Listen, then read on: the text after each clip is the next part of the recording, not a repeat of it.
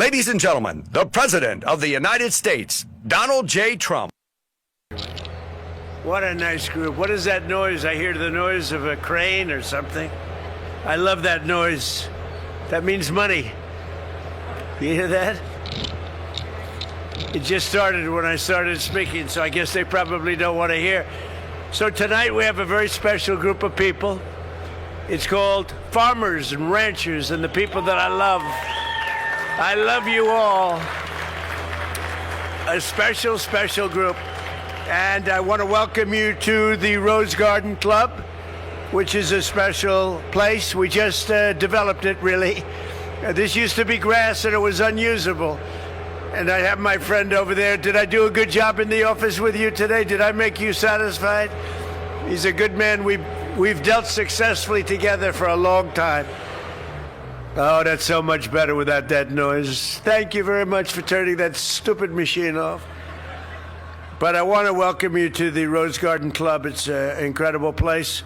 And this used to be grass, beautiful grass, but it was useless. You couldn't stand it. It was always wet. You know, this used to be a wetland, and the grass was wet. If it rained 7 days before, the grass was soaking wet. And we'd have reporters there. Female reporters would be holding their shoes like this, destroyed, ruined.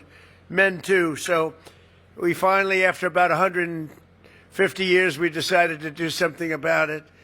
And we put a beautiful stone that matches the White House, and people are loving this whole experience. We never had experience like this. We never had tables. We couldn't do anything. We never had press conference. Now we use it for pretty much everything. It's one of the most active places in the White House. And we're delighted to be joined by some of the hardest working, most dedicated patriots in our country. That's called the American farmers. We have great, great, incredible people. And I love you for a different reason. I think I get about 98% of your vote. At least. We're trying to figure out who the other 2% were. But the country was founded by farmers. 250 years later, you are the growers, the ranchers, the agricultural producers, and you feed the nation, and you power the entire world. And tonight I want to just say thank you, and that's why you're here. You're at this very incredible place called the White House, and really, I have a great respect for you people. You built America. You really did. You feed it, and you built it, and you're unbelievable people, and thank you very much. Earlier today in the Oval Office, it was my honor to sign an executive order directing federal agencies to accelerate agricultural innovations that give farmers and ranchers the necessary resources to ensure American crops are the healthiest and the most abundant and the most affordable. And we're always working for the farmer. We want to make it better and easier for you, a lot easier for you. We're pleased to be joined tonight by Secretary of Agriculture, Brooke Rollins. And Brooke is a friend of mine. And we talk all the time about affordability because when we came in, prices were through the roof. And you see they're coming down very fast, Brooke. Good job. You know, eggs, I think, were 4 times higher than they are right now. And it was my first day in office, and we had a news conference, and the fake news, which is around here someplace, there they are. They're always around someplace, unfortunately. But the fake news said, eggs, why are they so high? I said, what do you mean? Explain to me what's going on with eggs. They're 4 times. They were so high, like at a record high. Now, I was only there for 1 day.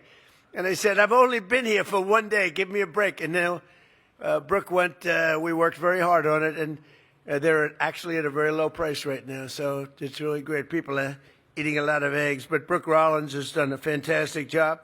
We have our Secretary of the Treasury, Scott Bessent. He's central casting.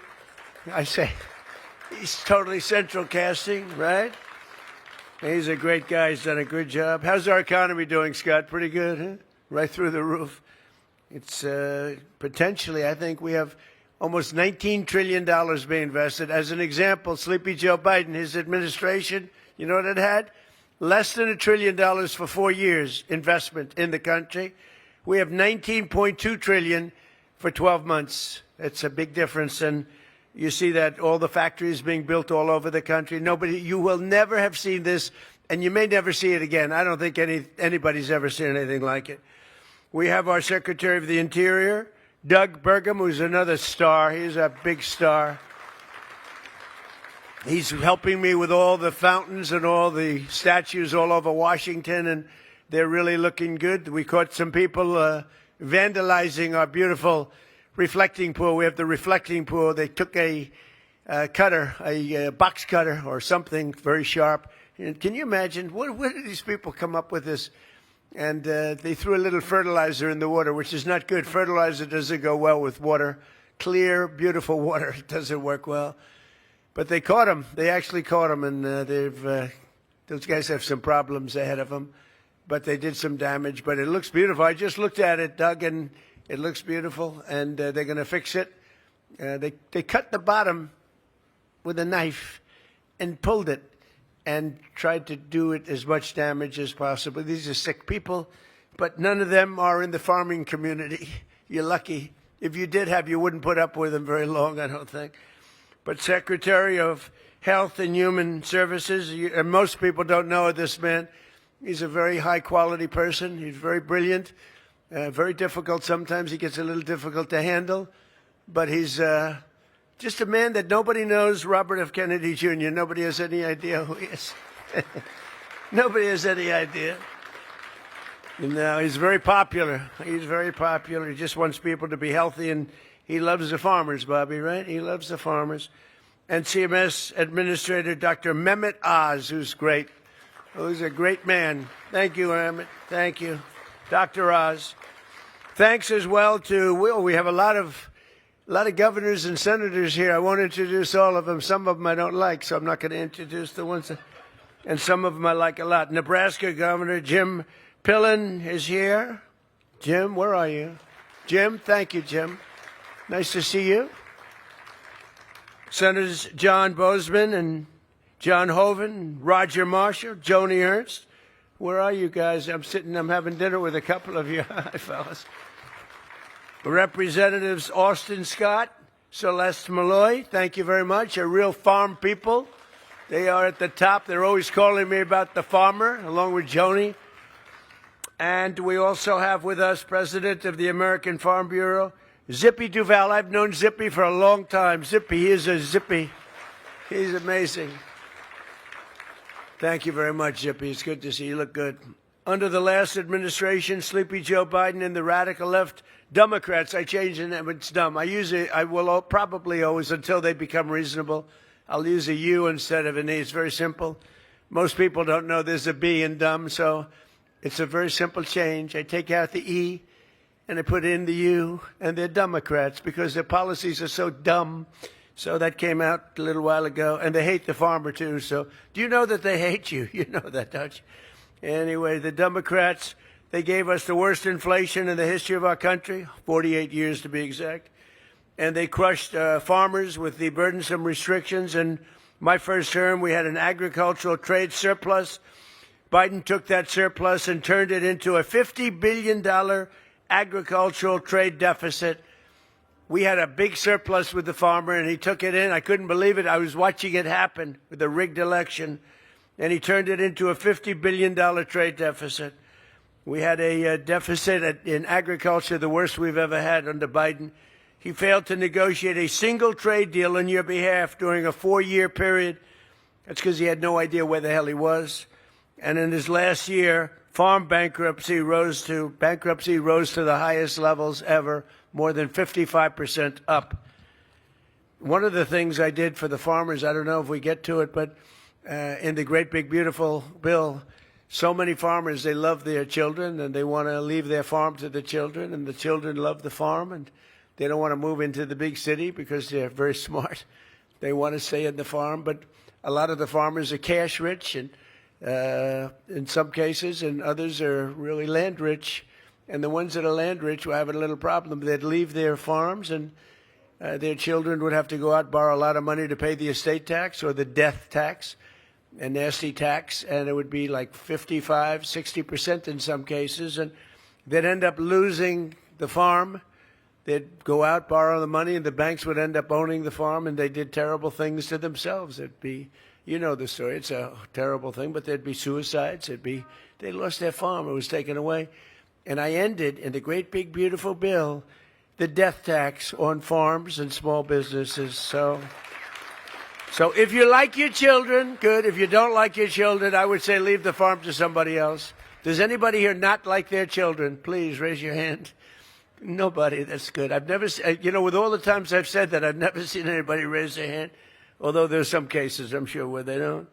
But you don't have the estate tax to pay now, so your children can live happily ever after, and they can enjoy being a farmer, and they can enjoy doing what they love to do. But now you have a president that fights for the American farmer, and after years of getting ripped off by other countries on trade, we've reduced the agricultural trade deficit just this year by 42%, opening markets to the American exports, and all over the world we're opening up markets for the farmers.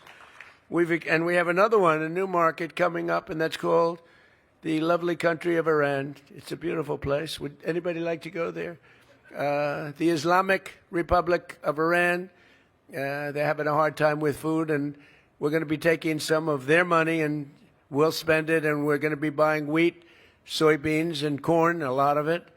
And that process is going to be starting pretty soon. It's going to be pretty big, too. I think it's going to be very big. We have an expanded market, dairy in Europe, and the dairy market, as you know, in Europe, we've opened it up because they had it closed. In Asia, South America, Australia is now allowing U.S. beef into its market for the first time in more than 25 years. And China is committed to purchase at least $17 billion in U.S. agricultural products, in particular soybeans. So I just left President Xi 3 or 4 weeks ago, and he's agreed to purchase $17 billion worth of mostly soybeans and different things, but mostly soybeans. I terminated the insane electric vehicle mandate where they wanted your tractors within 5 years to be all electric. That's just what you want, is an electric tractor. Would anybody like an electric tractor? Because typically it's not the greatest. You run out of fuel. If you're out in the field someday and you're running a little low on juice, you'll never get it started. You might as well abandon it. So ridiculous. But I ended the electric vehicle mandate, which would have gutted the ethanol industry forever. And I saved your ethanol industry, and I think everyone knows that. Maybe nobody more so than Joni and some of the great senators that we just mentioned. Senator Marshall has been calling me all the time, oh, you got to save the ethanol. So we did, right? We did. We saved it. We saved it. So it's very important. And the Democrats don't even know what ethanol is. We eliminated unnecessary restrictions on sales of E15. And I made it clear that I will sign a bill allowing E15 all year round. And that was something that was very important to the farmers. I also repealed the Biden administration's ridiculous Waters of the United States rule. It sounds so beautiful. The waters of the United States. It sounds so beautiful. The waters of the United States. It's a killer. It absolutely destroyed you and your businesses. Had a good name, and everything else was bad. When I did that, I said, I'm going to be killed by the fake news media with this one. I'm destroying the waters of the, think of that, the title. And when I did it, I was surrounded by farmers when I signed it, and half of them were crying. They said, you've saved our business, sir. Pretty amazing, right? We passed the largest tax cuts in American history and made the small business tax deduction permanent, benefiting 98% of farmers and ranchers to help keep your family farms in good shape. But it was a fantastic thing that we did for the farmer. I took a lot of heat because sometimes there is a group of people that are the exact opposite of the farmers, and what's good for the farmers is not good for them. But I am pro-farmer. I will tell you right now, I am pro-farmer.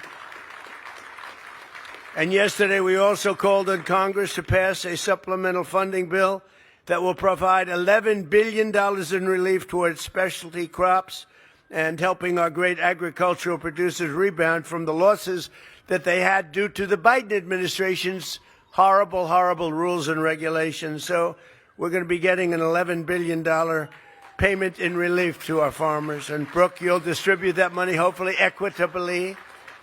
You'll do it equitably, and you'll do a great job with it. I just want to tell you, you're special people, and you have been right from the beginning. From the day I ran, for some reason you like me. I came from the city slicker, and from the day I ran, you liked me, and from the day I ran, I like you. And we won Iowa, and we won Nebraska. We won everything. We won everything there is to win having to do with the farms. And now I think we're more popular than ever before. And you have an interesting industry because you go up and down. It's, like a little bit of a yo-yo. But if you remember, last term I got you $28 billion because you were taken advantage of by a lot of countries, including China. And I took $28 billion out of the tariffs, and I made you all whole, beyond whole, I think, but we made you whole. And now even just in talking here, we're doing the $11 billion relief to help you get through a pretty difficult period of time. We're never going to let you down. We're never letting the farmer down. We let the farmer down. We're letting our country down, and we're doing great. Just so you understand that 2 years ago, we had a dead country. We were a dead country. We were a laughing stock all over the world. We had a man that couldn't walk down those 2 steps. We had a man that couldn't sign a document. He had to use an auto pen. You saw the auto pen over there? He was an auto pen. We call him the auto pen president. And think of it, like 96% of the things he signed, he couldn't sign his name. What happened was a rigged election. But think of it, 2 years ago, we were a country that was laughed at all over the world.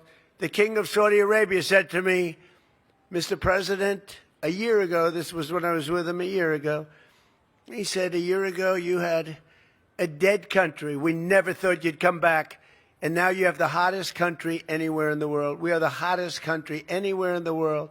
We have the strongest military. We took over Venezuela in less than 1 day. And the oil is flowing, and we're getting along with them great. We're going to, by the way, help them with their big. They had a tremendous earthquake last night that you read about, massive in Caracas. But we're going to help them out. But we did that. And Iran, effectively, within a week and a half, we knocked out their entire military, their leadership, their aircraft, their Navy. They had 159 ships within 1.5 weeks. They were all at the bottom of the sea. And then I have to listen to the fake news. Oh, they're much better today than they were then. These people are crazy. They want to make a deal with us very badly. And we probably will. I think we will. But the Strait is open. Yesterday, they took out 19 million barrels of oil. That's the most in the history of the Strait. And the oil prices are dropping like a rock. And, as goes oil, so goes everything else, including all of your products. You have to spend a lot of money for your tractors. Now you're going to be spending much less than you were spending just a few weeks ago. And, with all of and Scott will tell you this, with all of the things you hear about, we had to go and make a U-turn. We had the best numbers we've ever had. And I called in Scott, I called in Howard, I called in a lot of the people standing right there. I called in our great Secretary of the Interior, Doug, and I said, here's the story. We just hit records. Our country is doing better than it's ever done. The stock market, we've had 73 all-time highs in less than a year and a half. Think of that, 73 days we hit highs. But we had just hit the highest we ever were. And that was 3 months ago, 3.5 months ago. And I said, well, here's the story. We're doing great, but now we're going to have to make a U-turn. We're going to have to journey down to the Islamic Republic of Iran. Because if we don't do it, they're going to have a nuclear weapon. And if they have a nuclear weapon, the world is in great danger. Israel is gone. The Middle East is gone. But the world is in great danger. And I said, we're going to journey down. We're going to do what we have to do. And we did. We knocked the hell out of them. And now we're negotiating from a position of pure strength. Pure strength. They know that. And the Strait's already open. And we're setting records in the Strait. But we had to do that. We cannot let Iran have a nuclear weapon. You want to see problems, right? You know that. You want to see problems? You give them a nuclear weapon. They'll use it within the first hour, and we're not going to let that happen. So we did that. They will not have a nuclear weapon, and they've agreed to that, 100% agreed to that. But very importantly, though, we have the hottest country right now anywhere in the world. We have the strongest military in the world. I rebuilt the military in my first term. We have the strongest military anywhere in the world. We have the hottest country anywhere in the world. We're doing things that nobody believes. We're building more factories now than at any time in the history of our country. We're leading China by a lot on the AI. It's an AI revolution. We have the car companies pouring back into our country because of tariffs, because they don't want to pay the tariffs. So they're moving in from Canada, from Mexico, from Germany, from Japan, from South Korea, from all over the world. They're coming in. but we're building more factories than at any time and plants than at any time in the history of our country. And as far as I'm concerned, you are the people. You are the very special ones. You're the chosen ones. You're the farmers. And you're the ones that keep it all going. So I'm with you 1,000%, Brooke. Great job you're doing. If she doesn't do a great job, let me know. I will fire her immediately. No, she's fantastic. And thank you very much. Have a great time. Turn on some music. Let's have a little music, right, for the farmers. Thank you very much, everybody. Thank you.